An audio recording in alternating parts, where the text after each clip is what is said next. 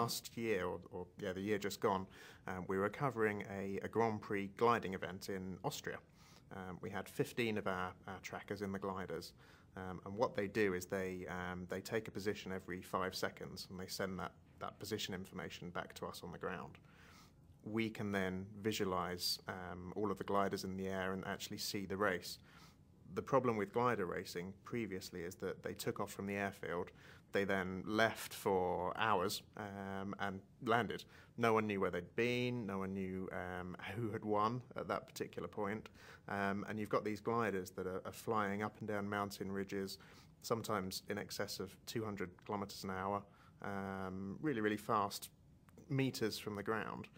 But no one ever saw the event, and so what our trackers allow people to do is see that event pretty much live on the internet and on the ground as well.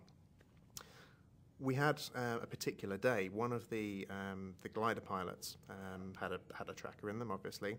We were receiving data, and then suddenly the data stopped.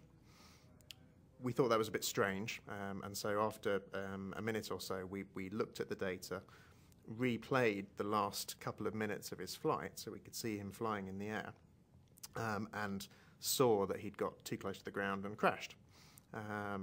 So we were able to get the position at that particular point. We were able to tell the event organisers.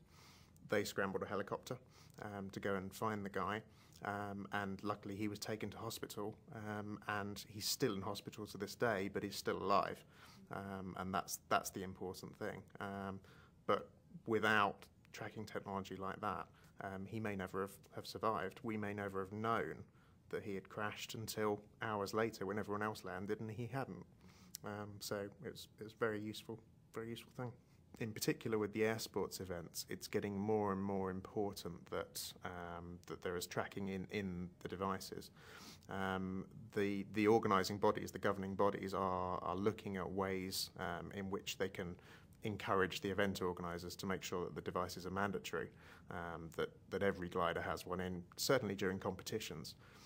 During competitions, they take more risks. It's the competition's fierce, and they want to win, and so they take those risks, and that's the time where accidents happen. So it's very important for them to do that. It comes down to the fact that you can get a signal out from pretty much anywhere, so it doesn't matter where you are. We've had people in the undergrowth in the Amazon canoeing down the Amazon River. We've had people on the top of Everest. We've had people up at the North Pole, down at the South Pole, in the middle of oceans.